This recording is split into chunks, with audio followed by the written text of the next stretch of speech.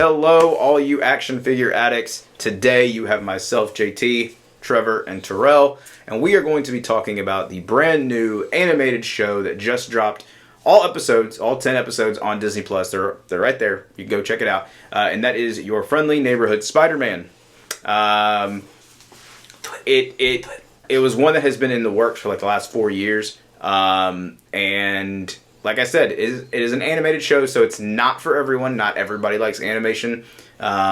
This animated style is a bit different from all the ones that we've gotten. Very comic booky. And we'll talk about that, obviously. We'll give our thoughts on the show. We'll give our ratings at the very end. But Friendly Neighborhood Spider-Man is a different take on Spider-Man. Essentially, it is a Peter Parker story, but with twists and turns. It is adjacent from the MCU, meaning here's the MCU timeline that's going on. We're right here.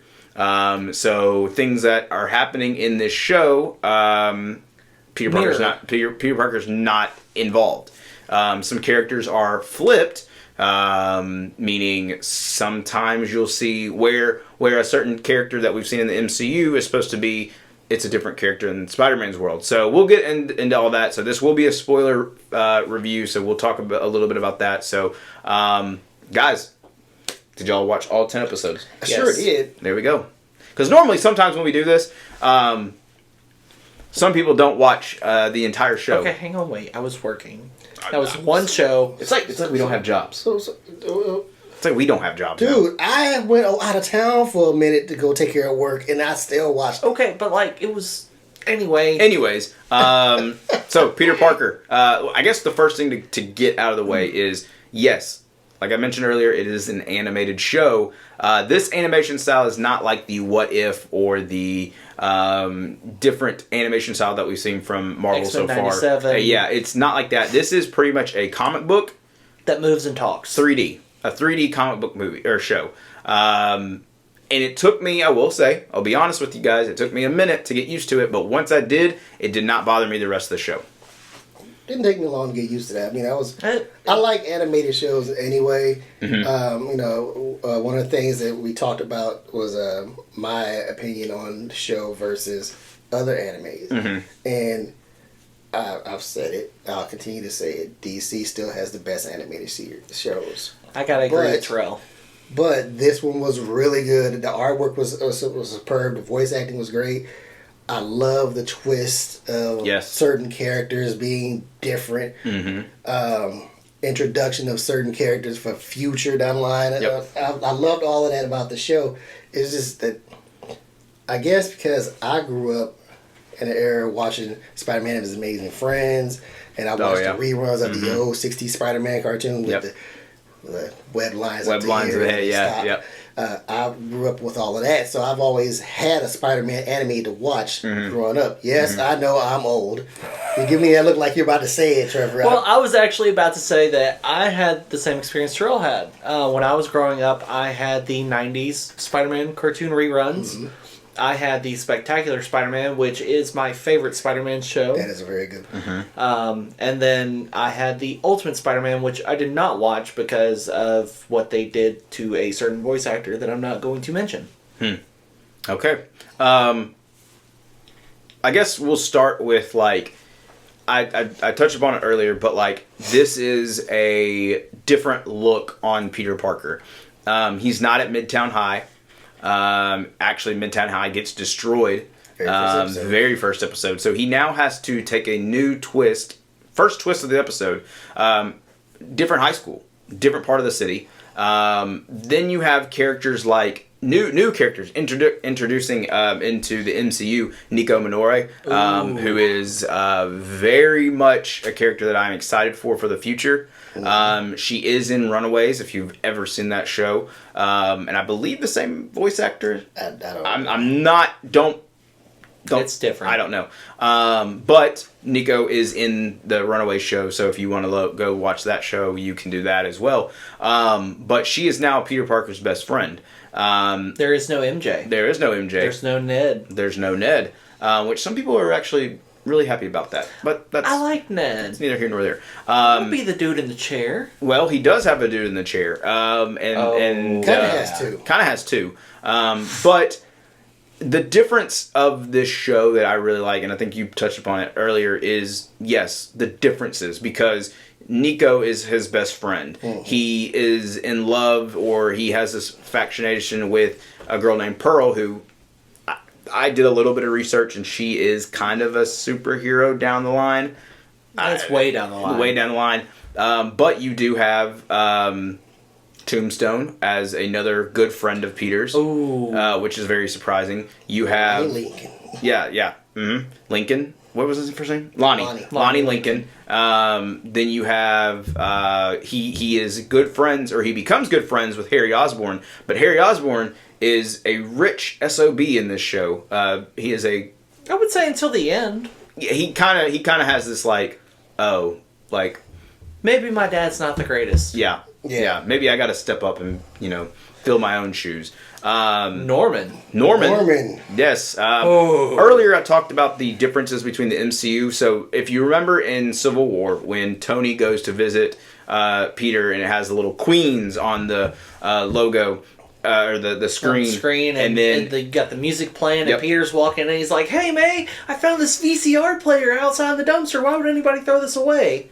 The exact same dialogue is in this show, except instead of Tony Stark, it is Harry Osborn. I mean, Norman Osborn. Harry, that'd be funny. That would have been hilarious. It is Norman Osborn, voiced by Coleman Domingo. And talk about great voice actors. Great actors in general. Coleman Domingo as Harry, or I keep on saying Harry, as Norman Osborn is 10 out of 10. He is perfect for this role. So he now takes Peter in mentorship role towards Peter. Yes. And he does find out that Peter is Spider-Man. And he wants to take him under his wing and help him by giving him new suits, giving him tech, giving him all this other stuff. But the one thing that I will say, and then I'll let y'all take it. One thing that I love about this show, and I think it's my favorite thing, is that it not only is it a new Spider-Man project, but gosh, it takes so many nods, so many Easter eggs, so many of just giving the other projects their flowers of previous Spider-Man projects. I'm talking Spider-Man 1, 2, 3, Amazing Spider-Man, Amazing Spider-Man 2, Homecoming, all those. They all give them their own flowers by taking different dialogue. Because the one that I'm thinking of is, we all know it, we all can say it, respect is earned, but never given. Yeah. But we all know the other one. With great power comes great responsibility. No. Not in this show. No, because Norman tells Peter, with great power comes great respect. And Norman is telling Peter, don't pull your punches, bro. Kill these dudes. Straight up, just beat him. Peter really kind of just took it easy on a lot of the bad guys. Yeah. Because he's still that young kid. He doesn't want to become, this vengeance-filled evil monster, dude. Yeah. He wants to do the right thing and live by... No, we got to remember, too, this is his freshman year. He's 15. Yeah. He's a kid. He's too young to be this, I am vengeance. So when you have a guy like Norman who has all this power and all this, he has Oscorp and he has this, telling him, don't pull your punches, Peter's going to listen to him. Oh, I mean, yeah. He did, but it took a minute to... Yeah. It took a minute for him to not, and it took Harry to make him realize that Norman was wrong. Mm-hmm. So that right there, that was, I'm sorry I couldn't end it. That was right there was something that I liked. I liked that a lot. I was like, that's very good. That gives Norman and Harry something more to butt beef. heads on. Because they already have some beef going. Yeah, you could tell. Yeah, it's almost, essentially it starts out with the father-son, beef, where it's the father's all right, leave. And he's like, but I'm Peter's right-hand man. He's like, no, leave. And he's like, but... And so you can see it, but it doesn't really culminate into anything yet. The one that I also remember is, again, this is a Spider-Man show. You're going to have Spider-Man villains. So Doc Ock is not this... he's more like a power broker, where he gives tech to different villains to make them... we essentially saw... Rhino in a way. We saw Rhino. We saw Scorpion. We saw the Chameleon. Speed. Yeah, we saw Speed. So you see these characters, but they're based off of, like, obviously they're based off of Spider-Man villains, but they're given like a more like tech-based power. Yeah, like Rhino wasn't legitimately Rhino until he puts on the helmet, and like it again, different. It was a she. Well, that was a unicorn. Yeah, that was a unicorn. Yeah. But like I said, we all know that was who it's supposed to be. I mean, to me, it felt like a fresh breath of air for some of these bad guys. You know, Rhino we just saw last year in Kraven. Mm-hmm. I didn't. Yeah, well, me and JT saw it, and we told you not to, I told you not to see it at least. You can go see it. I'll see it. Chameleon, we again saw him back in Kraven. It was nice to see that change in that character. He's not, changing his face. He's someone that got burned. Yeah.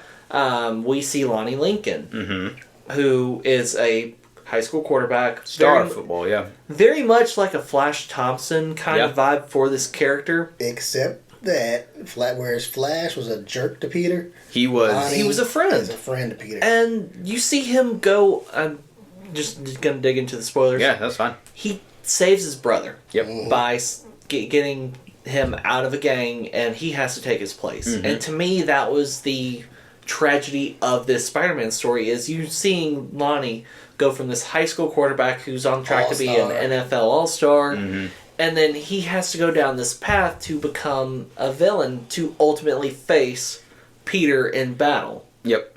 But he doesn't face him in battle because he actually has an awesome team up in the last one of the last episodes. But he's going down that path to become that villain. He at the very end you see the discoloration on his hands and stuff. He is turning into Tombstone. And to me that's like, I thought that we were friends. And to me I feel like in season 2 we are going to have to see that moment between Peter and Lonnie. Yeah, it's going to be the fallout. And he's going to take off his mask and reveal his identity to Lonnie, and Lonnie is going to make his life hell.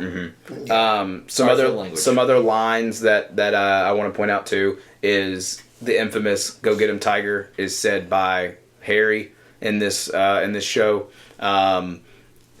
In Spider-Man 2, we have the infamous. It's like I have the sun in the palm of my hand, or the power of the sun in the palm of my hand. That was also from No Way Home, though. So I mean, it's from 2 movies. Okay, yeah, continue. I mean, okay. Anyways, but instead of Doc Ock saying it, it was Norman. It's Norman saying it about Doc Ock. So we're forgetting we have a female version of the Lizard who's not the Lizard yet. Yeah. She is actually Peter's mentor at Oscorp. Pretty cool. We forgot to mention that Peter was discovered by Mr. Osborn, and he goes to work for him in a kind of internship stark program. mentorship that Peter claimed he had. Yeah. So, but except he actually went. Yeah. We got a lot of we have a lot of characters on the show. Amadeus Cho. Yeah. Oh. The Wakandan girl. The Wakandan girl. Not Shuri, but she is Wakanda. It would have been cool if it was Shuri, because they're about the same age. I thought at first. I thought at first too. I would have loved that, but they didn't do that. We're about to see him in the next month. Charlie Cox. Yep. Daredevil. Daredevil. Yes. Yep, we saw Daredevil. It was really nice to see Daredevil. It was also nice to see Doctor Strange, too. It was. In the very first episode, he's the one that destroyed Midtown High. Yep. Fighting Venom. Or a form of Venom. It was a venomized monster. Yes. Yeah. Yes. Iron Man was in it. Iron Man was in it. Thunderbolt Ross. Yeah. We literally just talked about that in our previous video. Yeah, in our Captain America video, so you go check that out. It was really, when Iron Man showed up, I was really like, wow. Yeah. Oh, they Sokovian Accord. They talked about the Accords. They even showed scenes from Civil War without Spider-Man. Yes. So again, when I talked about adjacent to the MCU, you guys see now. What are your overall thoughts on the show? Overall, it was a nice breath of fresh air to the Spider-Man franchise from someone that's seen everything from Spider-Man and His Amazing Friends to the 90s to Spider-Man Unlimited, Spectacular, the 2003 one with Neil Patrick Harris. Mm-hmm. It kind of felt like you're listening to a song. This is a nice song that kind of pays tribute to its past and to the source material and comic books as a whole. Mm-hmm. It kind of felt like this is a more modern, new age take on the Spider-Man mythos. Okay. Yeah, what are your thoughts? When you sit and say like about a song, the opening song is really catchy. Surprised JT hasn't listened to it every morning. He probably has. It pays good homage to the original 60s cartoon. Yep. And whatnot. So that right there, it was okay, I like the song, it's catchy. Then as I'm watching the show, I'm like, okay, I see what they're doing here. Mm-hmm. They're paying homage too, but giving it its nice little twist. Yep. I enjoyed that. I enjoyed the dynamic that Peter and Lonnie had. I enjoyed the Peter and Miko and Harry triangle. Yeah. Friendship triangle, because it's a lot. It's a lot there, but I enjoyed that. And one thing that I really truly enjoyed the most about that show was them making Norman and Harry black. Because Harry has the tightest waves in Marvel Comics. Harry and Norman got waves, okay? Those are finger waves. They got finger waves. And they got the tightest finger waves in all of Marvel Comics. And they had it going here. It made more sense to me. I see them like, I always thought Harry and Norman should be black because their hair. Mm. And now seeing them on the show, they're black and they got the hair. It's so funny seeing the memes of what's his name? Who plays Green Goblin? Willem Dafoe. Willem Dafoe with like waves. It's so funny seeing that. He's like, I'm somewhat of a scientist myself. It's like the only meme that comes to mind when I think of Willem Dafoe is that one little screen grab of him just smiling after throwing the pumpkin bomb at Aunt May. Yeah. Tom's Aunt May. Yeah. And he's just sitting there like. Yeah. And it's like that's the only one I can think of. I think for me, obviously, I've given my thoughts on it, but I truly enjoyed this show simply because, to add on to what Trevor said, is growing up with these animated ones, it's nice, but then you also have, and again, this is coming from someone who is a diehard Marvel fan, you have that MCU vibe to it. You have things that you can grab onto, like Spectacular Spider-Man. You can't really grab onto something that's like Civil War. You can't really say like this is what's going on elsewhere. You can have the story. I love Spectacular Spider-Man, don't get me wrong, but this show kind of shows you like in another universe, Spider-Man was living his own thing and doing his own, living his own life and doing his own Spider-Man duties with different ties and stuff. I will say that the end of this show gave me so much hope, and I'm so excited for season 2 and season 3 because it has been renewed for both. That's really surprising. That's like an Invincible thing right there, because after season 1 they renewed it for 2 more seasons. Yeah, I mean with pretty much excluding What If because it's already over with, but both Your Friendly Neighborhood Spider-Man and X-Men 97 have been renewed for multiple seasons after their first one. Now, I mean, X-Men 97 is well-deserved because that show is fantastic. Yeah. But we got to end this by talking about the final episode and the final 10 minutes with all the twists and turns, because you talk about you talk about twist after twist after twist, just setting up for season 2. So let's kind of get into it. I think the biggest one we get to talk about is our boy Josh Keaton is back playing Ben Parker. Not Ben. Richard Parker, thank you. That would have been funny if he was playing Ben. Richard Parker, who is still alive. If you don't know Josh Keaton, he was the Spectacular Spider-Man. Yep. So when his voice hit, I said, I met him. I did the Leo meme. I met him at Memphis Comic Expo. There you go. Nice. And he's the one that told me that Spectacular Spider-Man was going to be in Across the Spider-Verse. Oh, nice. So he spoiled it for you. Good job, Josh. Oh, no. Thank you, Josh, because I got to meet you on my birthday, and you were the coolest.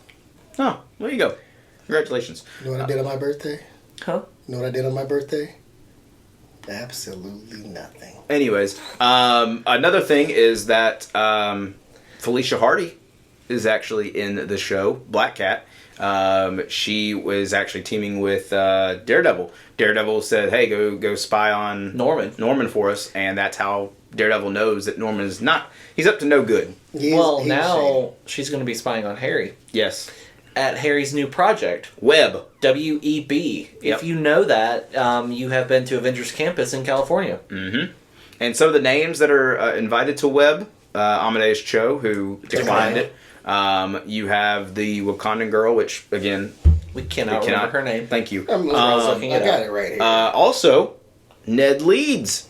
What? He's invited. I missed that. Yeah, you did. Oh, my gosh. Yep, Ned is also invited. Some other... I can't remember who else is invited to Webb. As long as they can get the dude that played Ned in the movies to come back to do the voice, I'll be happy. Jacob Batalon. Yeah. Yeah. Asha is the Asha. Asha is from Wakanda. Okay. But regardless- Doc Ock is designing his arms now. Yep. You get a shot of him in his cell. Yep. And he turns around, or you can see him with the tentacle arms behind him. We see Lonnie, of course. You know, his skin's starting to turn. Skin's turning, yep. So he's turning into Tombstone now. Do you guys have any hopes for season 2? Just bring me the same vibe as season 1. If it ain't broke, don't fix it. And I don't think season 1 was broke at all. Is there any hope that you would have? Any characters you'd love to see from the Spider-Man mythos? I think we've hinted at Norman being the Green Goblin. The Green Goblin. I would love to see that happen at some point. I would like to see if Peter's mentor at Oscorp, who is missing her arm, becomes the Lizard. I would actually like to see her become the Lizard. I don't know. Maybe like a Sandman, Mr. Negative. That'd be pretty cool. I think we would probably see Mr. Negative before Sandman for the simple fact that they're doing different characters. Different characters, right. And they're more grounded. Most of them are more grounded. And a majority of the characters, like the OG villains of Spider-Man, are kind of like hidden in this show. Like, we don't see the Lizard, but we get like that wink, like nod. Like, oh, she's missing an arm. Her last name is Connors. Carla Connors. Yeah, Carla Connors. Like, there's the Lizard, and then you see Doc Ock, who doesn't have the tentacles yet, but he's getting them. So, like, you're getting a lot of wink, nods to these characters. I mean, to me, in all honesty, I have one hope for season 2. Craven. I know. I knew it. I knew you were going to say it. Aaron Taylor Johnson back as Craven with the shirt off and everything. We see throughout the entire show Norman Osborn's office. Mm-hmm. You see a picture of him with Captain America. Mm-hmm. We get a glimpse at Iron Man. We get a glimpse of the airport battle with Captain America, Iron Man, Ant-Man. We see Daredevil. I would like to see some more Marvel characters show up. Yeah. I would love to see Captain America come in, get Roger Craig Smith back, who did it in Avengers Assemble. Yeah. And I would really kind of like to mirror a moment that was in the Spider-Man freshman year comics, where he's getting slammed by the media and by J. Jonah Jameson, and Captain America and him team up against MODOK. Of course, we don't want to use MODOK, but like Doc Ock. Yeah. And, you know, J. Jonah Jameson slams him, and Captain America kind of just shows up at the Daily Bugle, and he's like, hey, you know, last time I saw someone with a mustache like you, I kind of punched him in the face. And then he takes his issue back, and it's like, to me, that would be really kind of cool to see him kind of interact with these other characters without knowing that, you know, in another universe, he is an Avenger. Yeah. I think, playing on your point, we're getting them in July. Give me the Fantastic Four. Oh, okay. I thought you were about to say Thunderbolts. Oh, no. Give me Fantastic Four, because Spider-Man is part of the Fantastic Four for a very short moment, but he is a part of that. And as we've seen throughout the show, we've seen Future Foundation costume. We've seen different. We've seen a lot of the Spider costumes from the Clone Saga. Yeah. Prodigy and hey, that's another thing. They kind of hinted on getting Peter's blood. Yep. Maybe Kane. Maybe see a Kane in there. Scarlet Spider. Yeah. Oh. Kane. We might see Kane in there. But Tro, before I get into what happens at the end with like the biggest twist, what are your thoughts on the show? I thought the show was really good. Again, you know, Marvel's animated shows have not been top tier. This is probably one of the better ones though. So I did enjoy it. I'm looking forward to seeing season 2 and season 3, see how it plans out. By the way, that was not Felicia Hardy. That was Jean Foucault, who was Finesse, who's Daredevil's sidekick. Interesting. And I was lied to on the internet. Surprise, the internet surprise. lied. Surprise, surprise. Surprise, surprise. The internet lies. Terrell took notes. No, this is off of Wikipedia. He also lies. I do take notes though, but this is not. But I did enjoy the show. It was very entertaining. Like I said, I'm looking forward to seasons 2 and 3, see how that pans out. I can't wait to see where they take Peter because he's so young now. You got the next 4 years of school to get him through. Yep. So 4 seasons. Yeah. Yeah. I mean, then the college ultimately. years. Oh boy. Oh boy. Well, what I was mentioning is the final twist is that all of this is one big circle. Because at the very end, Sparkle Circle. Norman